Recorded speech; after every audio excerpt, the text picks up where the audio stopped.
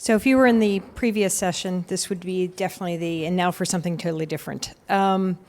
What anyone who's been in this track throughout the day has learned a lot about where we are from a regulatory perspective, where we are from so in other words, what's coming at us, as well as from the security perspective, what's coming at us. A bit of what I'm focused on, or totally what I'm focused on today, will be on and what do we do about it. So, very quickly, there's good and bad that's happening right now. There is organizations government organizations that are looking at, this is the only thing government related that's going to be here, by the way, that are looking at how do they get more open source into the government and how do they promote it.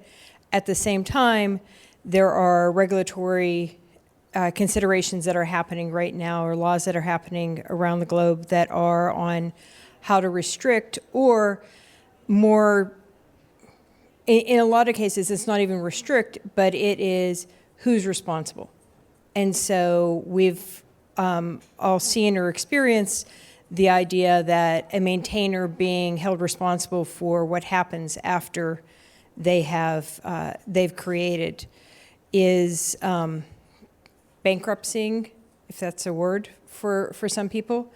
It is bothersome for others. And so I want to investigate why that's happening, when that's coming up, and what, as a overall open technology communities, what we can do about that. So specifically, the ones that are coming up that are, I just highlighted 3 of them. And the third one is interesting because even though the U.S. has said, in fact, it was right after this time last year, where the White House had put out a point of saying that that it wasn't the responsibility of the maintainer to make sure that the open source was secure, that it was whoever was licensing it. We have it in now, again, that it's going to be revisited a sideways way, in that what we're seeing is that as generative AI and AI is being investigated, the copyrights again are coming up, with open source likely being pulled into that and being re-examined of, well, who's actually responsible. And so that is something that will end up hitting people, or potentially. So why is open source a target? There's a few reasons why, and if I just do them all in base. The reason I talk about greed is because ultimately, and I'm a startup founder. I do plan to be profitable at some point in my lifetime. That still doesn't mean the fact that if something goes wrong, we've licensed, we should be responsible. So the greed part isn't just somebody trying to make a dollar off of open source. It's also trying to avoid paying if there's an issue. And so that, that's an obvious reason. When I talk about power, that ends up being the government official who is taking advantage of people not knowing who is, not really understanding the open technology community, and riding the wave of somebody must be responsible, and so we will pick on X company, their X person who doesn't have a face in this conversation. Fear is the obvious thing, and then indifference. And actually the indifference is the main reason why I'm here today, is because indifference isn't just among the overall general population. To that point, the reason why I think that the open technology community, open technology community has weaknesses is in part because people are so focused and so passionate about their area of technology that we don't necessarily stand up for the other areas. It's very much that's a shame, is not quite the same thing as doing something about it or supporting them. Also, we are very regional focused. One of the things that I like about OpenUK is not only am I here from San Francisco, but there are people from all over the globe who are here because it is, even though OpenUK is very focused on the UK, it also understands that we are part of a global community and what that means for the community overall. And then we're also very role-centric, which again is the reason why I like this particular conference, is because it's not all developers, it's not all business people, it is a wide group of people. And then the other part of that is what hurts any group, which is the us and them and marginalizing people within the community.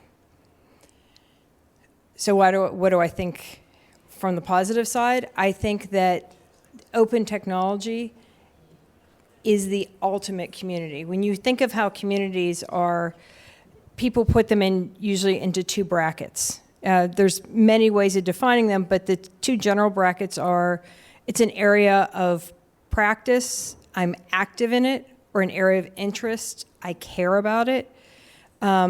It's rarely something where it ends up being both. And that is a benefit that the community has, is that it is ultimately both of those. So I'm going to make the argument that the open technology community needs to move on from being a community and to start having a movement. And a movement is the way that a larger audience knows of you. And it's a mobilizing, that's the word movement, but it is. It's a mobilizing of the people involved. So why is it worth it? And because you also put yourself out there as a target. But ultimately, those are the things that people need to understand is, if we're doing that, is it, we are making ourselves understood to the broader audience, but we also are, in essence, putting ourselves in a place where we will be questioned more. And right before this was the question of security. I will most definitely say that open source cannot be more of a target than it is right now, so from a security standpoint.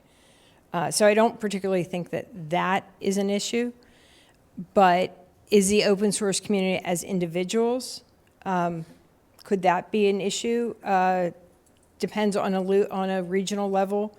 It can be depending on how it's being put to use. And if there are people who are, particularly when open technology is used for social movements, there's a backlash that sometimes happens around that. So why make the movement overall? And what do we get out of it? So what we're getting out of that is awareness for the technology. Well, sorry, I just realized that there's...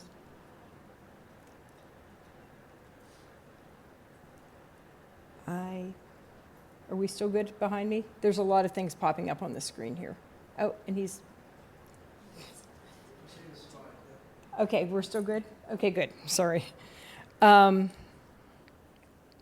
So the other things that we end up being able to do when we stop being the individual, the hardware, the software, the AI, and come together is it's a strength in numbers, the strength in resources as well. It also enables us to then be able to pull in people who are not part of the community and have them be part of the education, and ultimately also more of a consumer than they are right now, as well as gaining what I loosely would call allies, advocates, and champions. The champion is going backwards. The champion's the person who's ultimately going to be the one who is helping us for that being able to get into other organizations.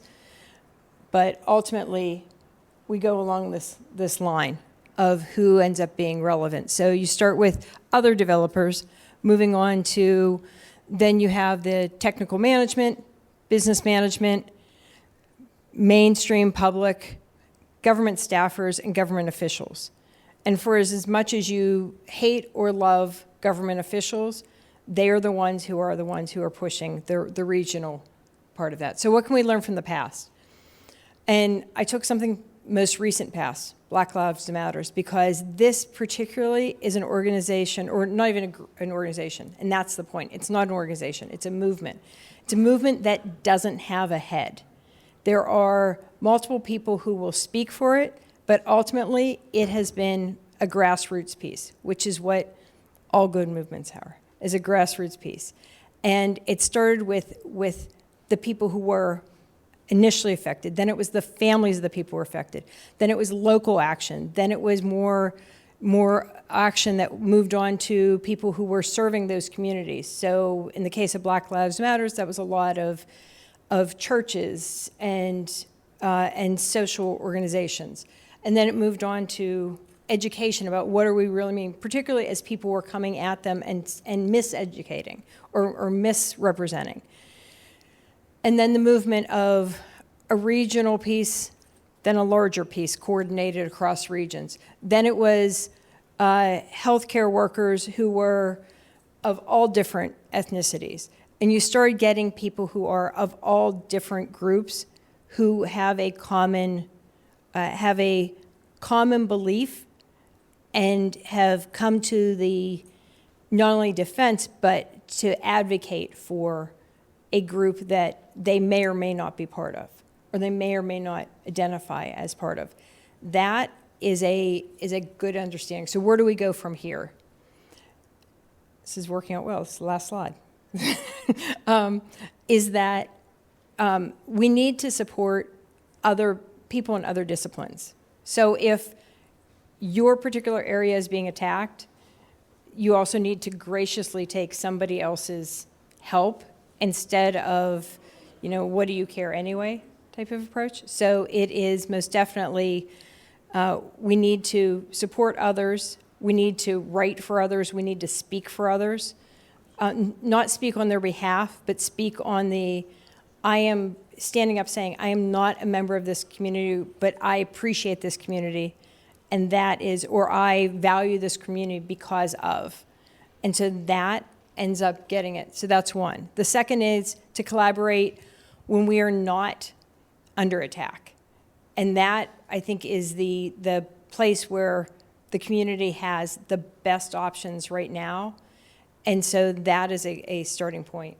And then the third is to be educating at all levels, both educating on the coding side, but educating on the non-coding side and the value and the amount of how prevalent open source actually is and open technology actually is again, the bad actors, like telling people that there's open source everywhere, they already know that.